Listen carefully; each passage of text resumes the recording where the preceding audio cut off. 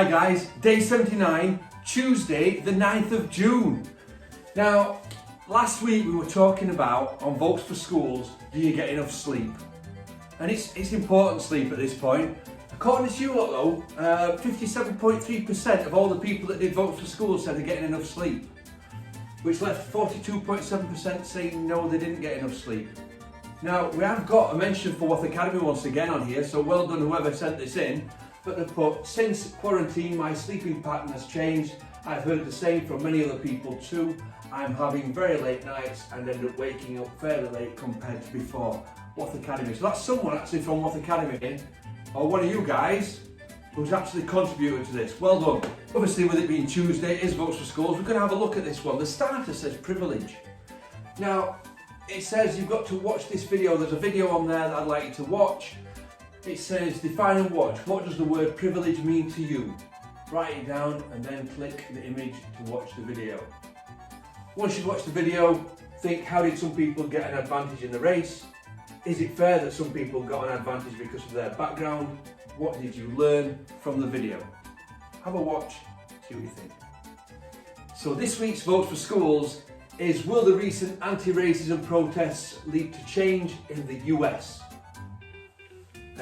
It's all part of the Black Lives Matter movement, and it does have a warning on the lesson saying this lesson discusses racism and inequality in America and may be upsetting or unsuitable for some pupils. So the learning objectives and some things to consider. So we want to consider the impact protests against George Floyd's death are having. We want to debate whether systematic change in the US and around the world is likely to happen.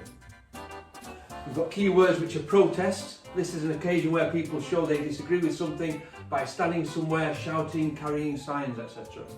Racism is someone thinks a person is not good enough because of their colour, ethnicity, nationality or race. Systematic racism, how racial discrimination can affect their job prospects, wealth, criminal justice, education and general treatment of ethnic groups within a society.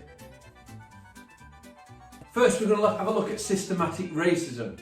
Racism is where someone thinks a person is not good enough because of their colour, ethnicity, nationality or race. This could mean that they are treated differently, which is called racial discrimination.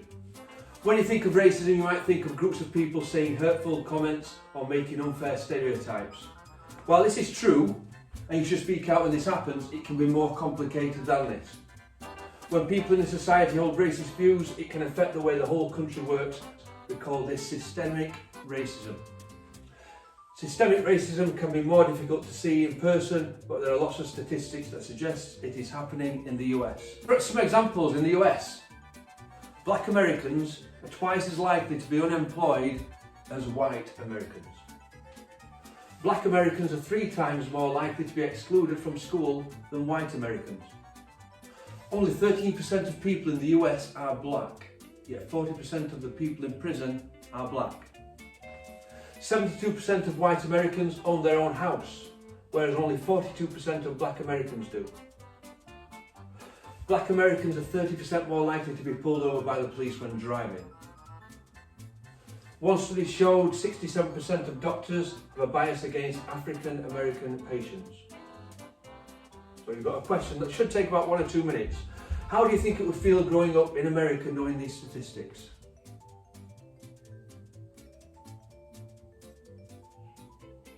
Why are we talking about this? Well, on 23rd of February, Ahmaud Arbery, an unarmed black man, was shot and killed by Gregory and Travis McMichael while he was out jogging as they thought he was a burglar.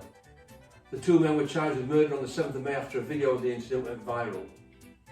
On May 25th, George Floyd, an unarmed black man, was arrested for using a fake $20 note. While Floyd was handcuffed, the police officer, Derek Chauvin, put his knee on Floyd's neck for 8 minutes 46 seconds. Floyd was unconscious for almost 3 minutes before the police officer moved. Floyd died shortly after. Videos went viral in which Floyd can be heard saying, "I can't breathe," and witnesses pointing out that he wasn't moving. The officer in question has now been charged with second-degree murder. Have you heard about any similar cases before? Also on the 25th of May, Christian Cooper, a black man, asked Amy Cooper, a white woman and no relation, to put her dog on a lead because of the park rules protecting local wildlife. She refused when he started filming her, she said she would call the police and say an African American man was threatening her life. Based on what you've already looked at, why do you think she assumed an African American man would fear the police? So since George Floyd's death, protests have taken place across America as well as in Toronto, Berlin, London, Manchester and Cardiff. This is despite the fact that many of these cities remain in some form of lockdown and are practicing social distancing. This isn't the first time that Black Lives Matter movement has had to risk their safety and take to the streets to demand change. It was founded in the USA in 2013, but there are now groups in countries around the world and have had to protest police brutalities a number of times. However, many people feel like this time will be different, that more people are taking notice and understanding the importance of not just being non-racist, but openly opposing racism. So will this time cause a real change? That's the question that we're going to be asking. Will this time cause a real change? So tomorrow we're going to go through a little bit more of this. Please catch up on the videos, please get up there. I'm a little bit later putting this video on today. It's in the afternoon actually, rather than in the morning when I normally do them. I was waiting for the news to see whether Rotherham United had been promoted, but in fact they have.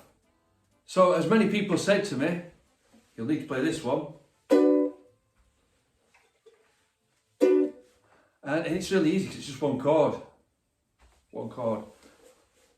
And it's B minor.